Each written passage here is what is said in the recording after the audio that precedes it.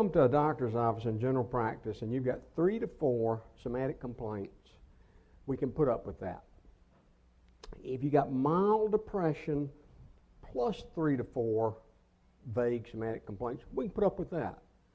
But if you're abrasive on top of those two, that doesn't go well.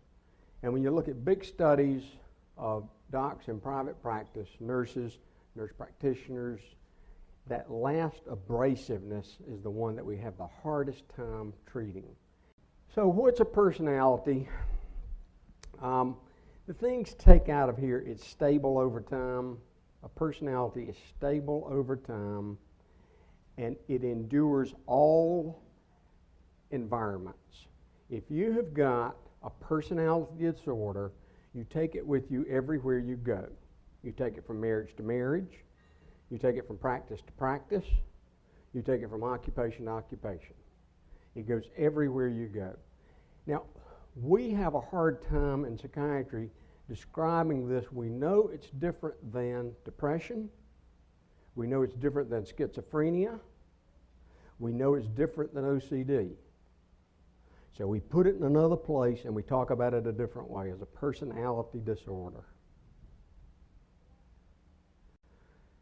Functional impairment's the key on this slide. We've all got a little bit of something going on in psychiatry. We all don't have a dermatological thing. We all don't have a hypertensive thing. We've all, not me, but all of you have got something emotional going on. It's whether it causes impairment.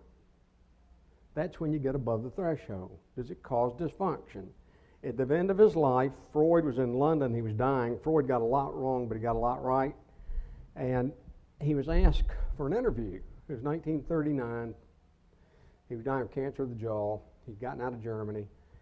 And they said, we'd like to spend a couple days with you. And he said, well, what do you want? And they said, what's a life well lived? He said, oh, that's simple. Don't come. The life well lived is the love of work and the work of love. Love of work and the work of love. He said, I don't want to talk to you. That's what it is in the end. So when those things don't happen, love and work, that's impairment.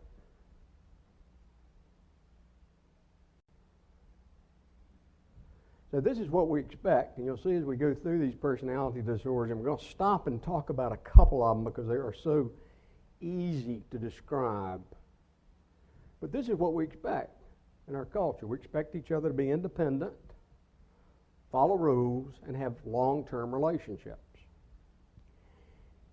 If you go to take your boards in psychiatry and you have what you think might be a borderline personality disordered patient, oh, by the way, the whole thing is pejorative. That's the other part. Even among psychiatrists, it's very hard to get our residents to quit talking that way. Oh, we got a damn borderline in the emergency room. Got to give that up. That's a person that acts in the world with a borderline manner. That's not a borderline.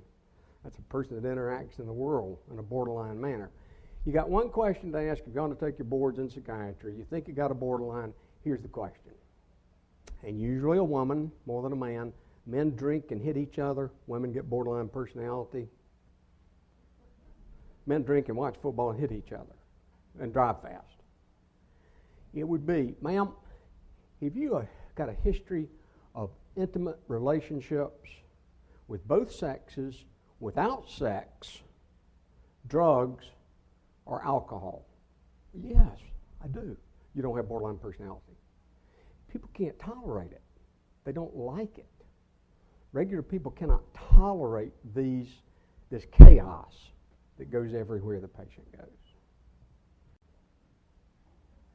Enduring pattern, and it hits 4 areas. Cognition, these folks don't quite think straight. Therefore, a lot of what you say to them about compliance, about how they're going to take their medications, they don't quite get it right. Affectivity, mood up and down and up and down and up and down.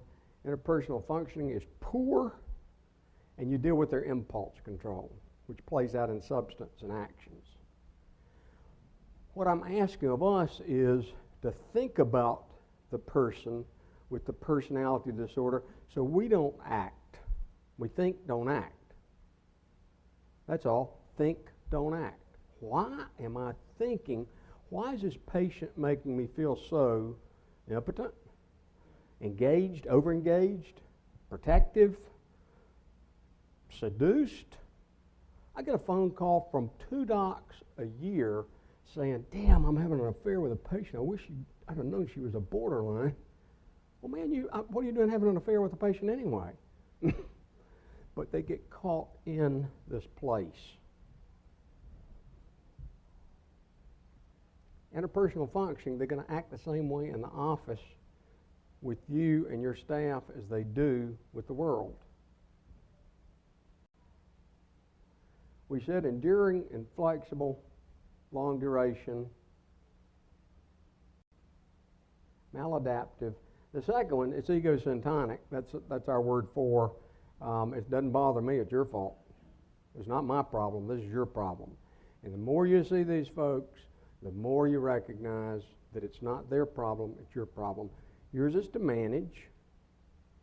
And I don't do this, I do it a lot better than I used to, but I don't do this so well myself. What I do when I get in trouble now is find a colleague and say, here's where I am with this patient, help me. Why is this patient making me so angry? Why is it that I dread seeing her in my office?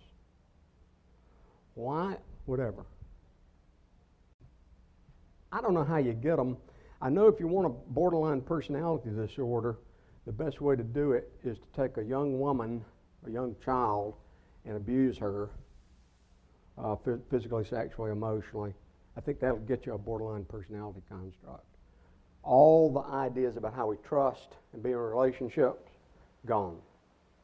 How on earth can I ever manage a relationship as an adult if I was abused sexually by my stepfather? You can't. And then come to 12 or 13 years old and adolescence, all of a sudden I begin to have my own sexual thoughts. Oh my God, what happened to me? And it goes from down here in this part of the brain to up in the frontal lobe. And all of a sudden I'm thinking about it and I can't do anything but be impulsive, use drugs, be in bad relationships. Label's pejorative, and I think we'll put that label on anybody after they've made us mad enough long enough. That's a personality disorder. I'm going to skip over details and just talk about clusters of personality disorders. Who in here in the last 2 weeks has had a patient that they just left thinking, God, I hope they don't come back to see me? Does that happen to anybody? You know, I'd love for them to fire me. Please fire me. Oh, and by the by, if it's not working once in a while, you probably need to fire a patient. A smart old doc told me that when I arrived in Wilmington, North Carolina. He said, if you have a good career, you're going to have to fire half a dozen patients. It's just not working, ma'am. You don't believe me. I'm having a hard time getting you to comply with what I do. Maybe we need to find you another doctor. MAD, in psychiatric terms, MAD, like crazy, cluster A. Bad, cluster B. Bad. Sad, cluster C. Mad, bad, sad. These are our clusters of personality disorders. If you go to a psychiatric meeting, I went to the American Psychiatric Association last month. We still don't know how we want to do it. We've got these clusters and dimensions. There are people out there that say, let's just have a narrative. You have a narrative. Mr. Smith is a 17-year-old, da-da-da-da-da-da-da-da-da. And then you look at it and say, that fits. There are 10 points there that fit borderline. There's 7 points there that fit histrionic. We've gotten it wrong with some of them. Antisocial used to be people that beat people up and stole from people and lit fires. Then enter Bernie Madoff. We've got to look at this a different way. You hear me? We've got people in suits, wearing suits, that are without any remorse or concern for anybody on this earth or ruining tens of thousands of lives. It's a different kind of beating people up, but it's more antisocial. Here's my patient that sued us. She was suspicious, She didn't trust us. She was sarcastic. We didn't know it, but she was very litigious underneath it. And she was keeping score. And she was a time bomb waiting to happen. We could have avoided that lawsuit. And more important, we could have gotten her the care she needed. Because we didn't take very, very good care of her. We didn't make mistakes. We just didn't take very good care of her. We could have gotten her better care, and we could have been much more involved had we backed up and said, what is it about this patient that's making us so crazy? I said, we got to back up here and think about what it is. I'm going to fly through some of these slides now. We'll not talk about them, but I'm going to stop and talk about. And you can look at these. The schizoid and schizotypal are just loners. I'm old enough that, but for me, it's Taxi, De Niro and Taxi. He was somewhere in that category. I had a patient that, in retrospect, she wasn't psychotic, but she wasn't quite right. And she got convinced at one time. I thought she was telling me I looked like her brother, but I think at some times we were in the room and she wasn't sure I wasn't her brother. She was functioning at a pretty high level in the world. Here's antisocial and borderline. These are the ones we need to stop and talk about for a minute. I already did my piece with antisocial, and that is the old criteria for antisocial. Oh, narcissistic, a wonderful one. Narcissistic, the doc that comes in at 48, he's a cardiothoracic surgeon. All of a sudden being special and being superhuman is not enough, and he crashes. He's held the balloon up. The narcissistic balloon has been held up by being special. That narcissistic balloon keeps up in the air by sex, drugs, alcohol, special. Something has to keep it inflated. And when it goes down, it doesn't sizzle down, it pops. And we see this person at 47 and they're suicidal. It wasn't enough. The 16-hour work days, the saving of lives.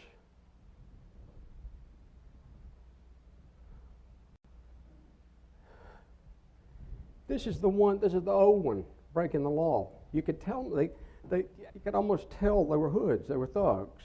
But we got the new one now, and the DSM-5 is going to have to address that. The DSM-5 is the Bible, the psychiatry Bible. We're going to have to address the Bernie Madoff. In the end, I think Bernie Madoff, I read the most recent book, I'm just intrigued with his deceit for 20 years and his total lack of remorse. He devastated tens of thousands of lives.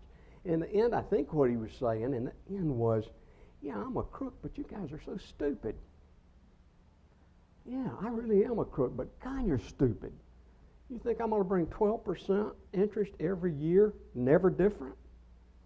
Give me a break. Not my fault. It's you. Yeah, I cheated, but boy, you're dumb. Aggressive, this is the old one. Prison population has the old antisocial personality disorder. By the way, the prison population now houses all the very sick psychiatric patients because mental health is getting, I don't know what's happening in this state, but in North Carolina we're really carving out mental health. And so we don't have but two sets of locked doors, and one's the prisons. So the very, very sick, psychiatrically ill patients are going to prisons.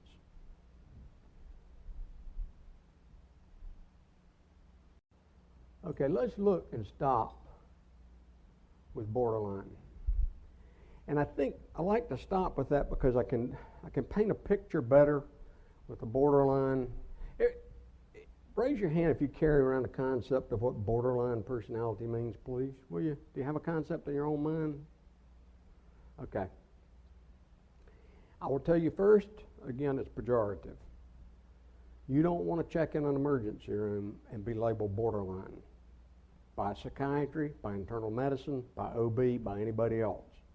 Because anybody that says to you, oh my God, you're the first doctor that's fully understood me, you're screwed. I can promise you, absolutely, you are screwed. Self-fulfilled prophecy. It ain't going to happen. People that have this disorder will tell you that they are frantic about being abandoned. How does that play out in your practice? I'm not going to be able to deliver you because I'm going to be on vacation for 2 weeks. It's not just, doctor, I hope you have a good time and enjoy your family. It's, oh my God, you're abandoning me. You got to see it to believe it. You got to be on a psychiatry unit and see enough people that sense of abandonment is what drives their life. Intense, unstable relationships, idealization, devaluation. It ain't their fault. It's how they learn to be in the world. It's actually a pretty good defense. It works. It's pretty adaptive.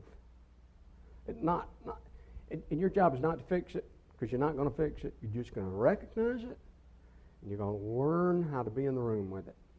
If you recognize it, it can't hurt you, and you're going to take better care of the patient.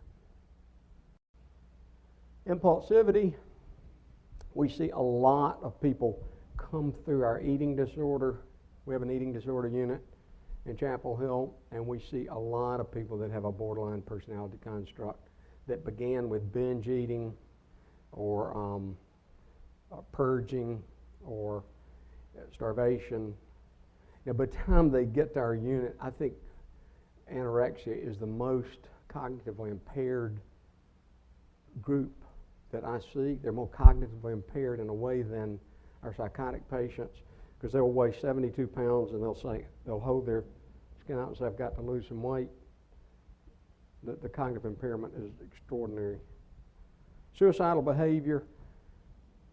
70% of patients that suicide have seen their primary care doc within the previous 3 months. They're trying to get us to ask them, and we'll talk about this more tomorrow.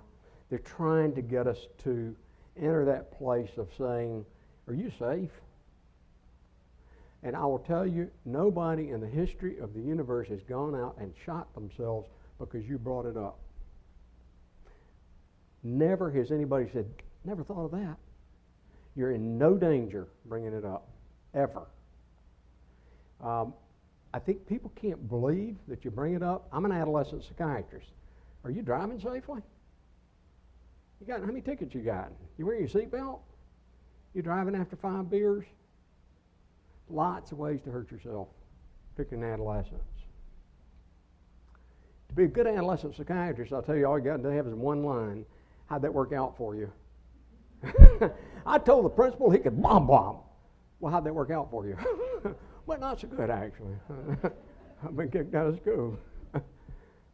I've been smoking pot every day for 2 years. Well, how are your grades? How are they working out for you? Not good. Okay. Affective instability, moods that go like that. This sense of emptiness, and they will fill this emptiness with whatever they can get. Alcohol, sex, drugs, office visits, chaos. If I've got this disorder, I'd much rather be in a battle with you than not have anything going on. I'd much rather be in a struggle with you over whatever than have nothing, than have a bland relationship with you. It's hard to believe, but I'd rather piss your nurse off than just come through and not have any interaction, just a blood pressure. I really, really need the interaction. Inappropriate, intense anger, and then these folks will have transient psychotic episodes in which they really are not thinking straight, particularly under stress. I'm about done with the concept of borderline. I'm going to tell you, I've watched people get dialectical behavioral therapy. Like everything in psychiatry, what keeps everybody from getting it with borderline personality is dollars. It's very expensive. But I have seen people go into that and come out of it a year and a half later, and they don't have a borderline personality disorder. And there's an application for those of us that practice everyday medicine. That is, they're not trying to change the environment, the chaos. That's almost impossible to do. The woman that described it, Marsha Linehan, says, I'm trying to change how people interact in the chaos. You come back on a weekly basis and you talk about how you got in a mess at work, relationship, and you walk through the steps of how you got there. You have group therapy, and over, safety is a major issue because the suicide rate's 10%, 15%. You walk through how you got there. And over a year and a half, people get a lot better. Medications are a part, but they're not the biggest part.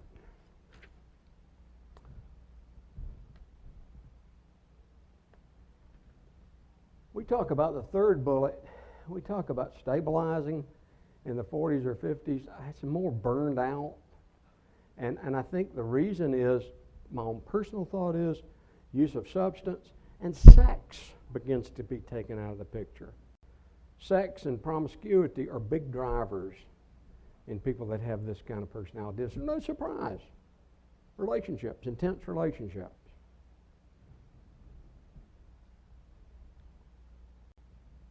Okay, we're going to get to, histrionic catches an OBGYN, a male OBGYN every year.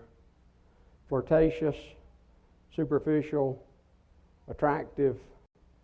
That's a phone call once a year from somebody out in OBGYN land that got in that trap. Gone with the Wind is the best. That's the best ever. Histrionic. Let's just hit this a little bit.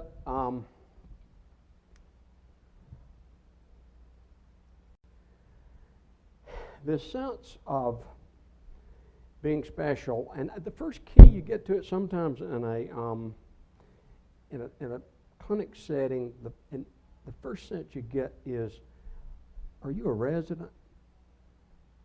Are you the chief resident?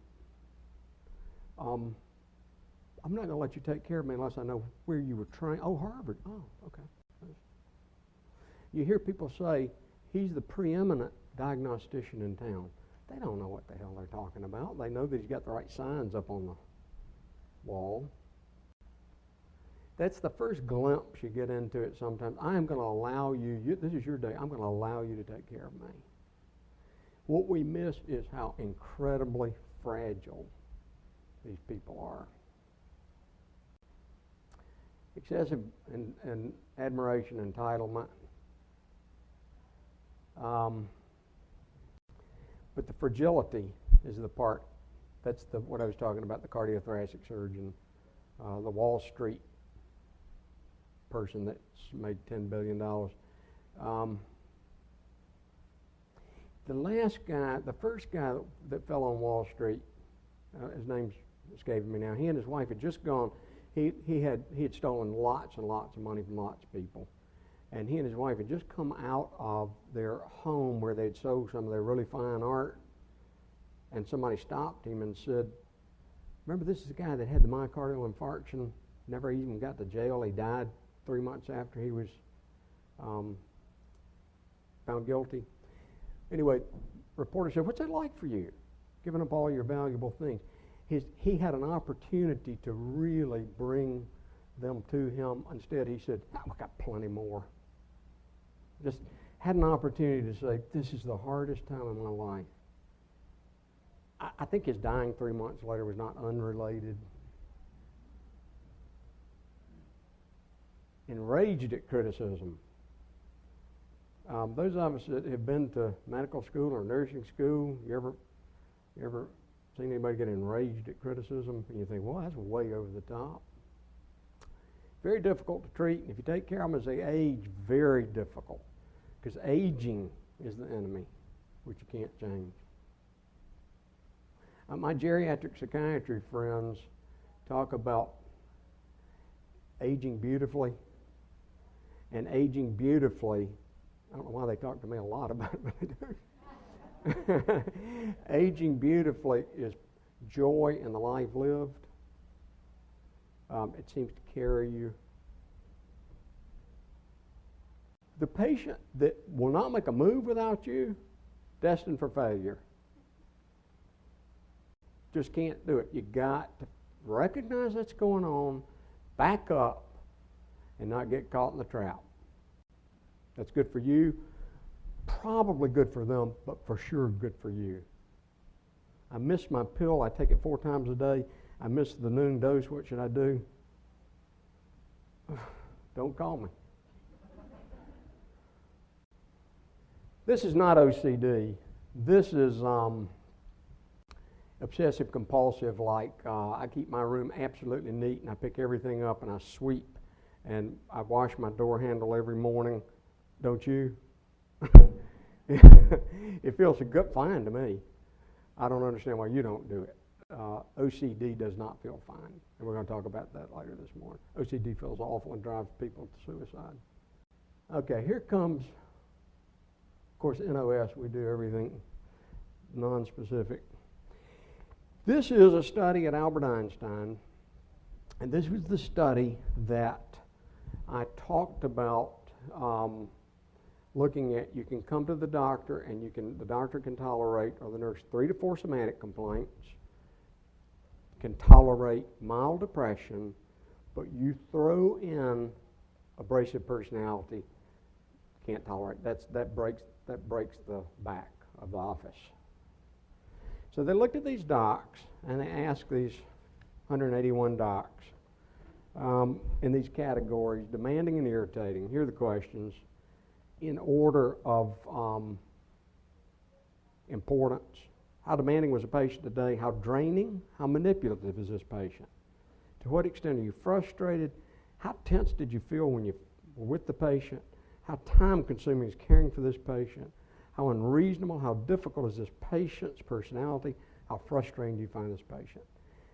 I guess one of the things I found in psychiatry is it's okay to talk about patients being difficult.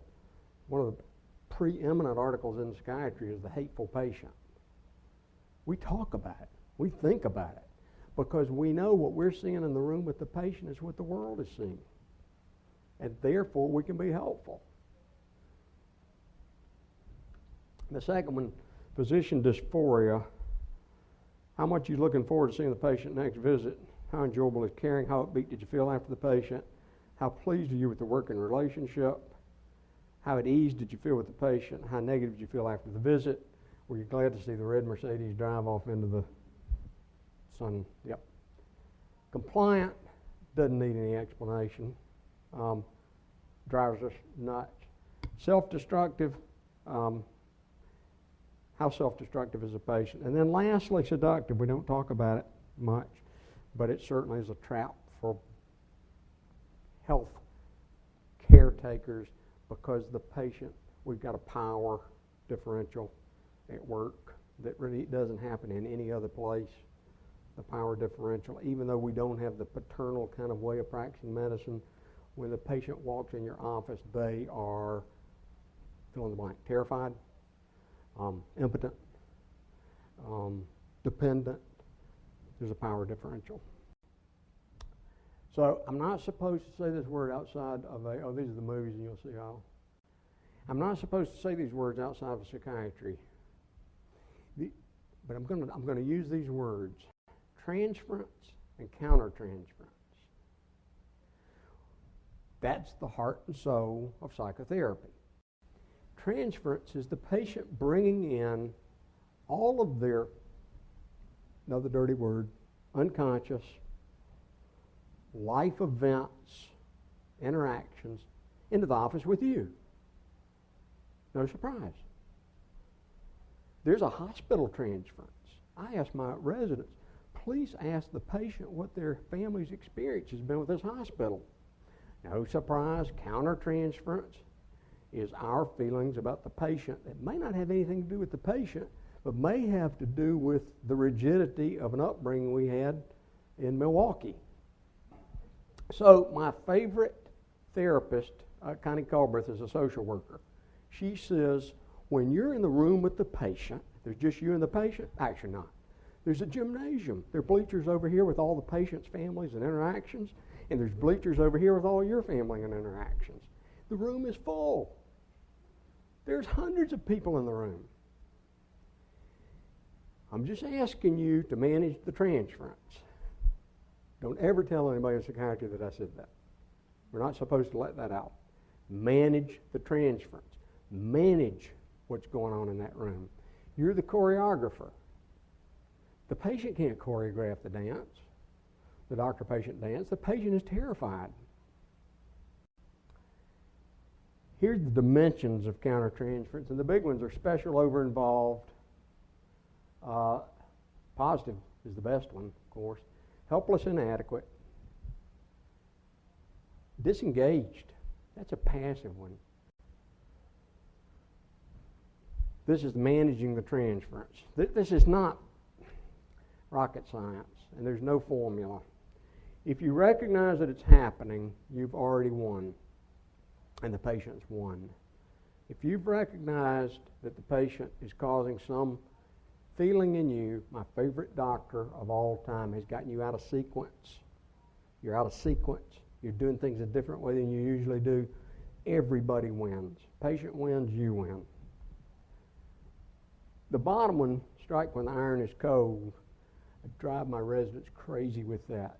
When there's a lot of affect in the room, it's not the time to be shaking your finger. You shake your finger very gently when the affect's out of the room. When the patient's upset, that's not the time to be saying, now, aim at symptoms, be careful with meds. We give people medications they misuse. Clear expectations from the beginning. I told my narcissistic patient, after I'd gotten smarter, I said, my really narcissistic patient, I said, all I can promise you is less than perfect care. And I promise you that. We've got 6 physicians in this practice, and I promise you, over the course of your pregnancy, we're going to make a mistake. It really kind of helped move the process. One voice. This is now that medicine is siloed, the one voice is more necessary than ever, because all we do is check box now, as best I can tell. Blood seems to be fine, skin seems to be fine, rectal exam normal. This is, 7 different doctors coming through. Somebody needs to be the voice, the one voice. So the patient, I do consultations in the hospital, psychiatric consultations. The biggest mess I run into is the patient has heard 8 different versions. The one voice, the old idea of having one doc run the show, of the nurses deferring to the doc a voice. If I were in an OBGYN practice again, I would assign each patient a nurse. And that nurse would be the portal through which all questions came. And finally, contain, maintain, not fix. You can't fix them. You can maintain them and contain them in your practice so that they don't get bad care, and so that you don't end up dreading to see them the next time.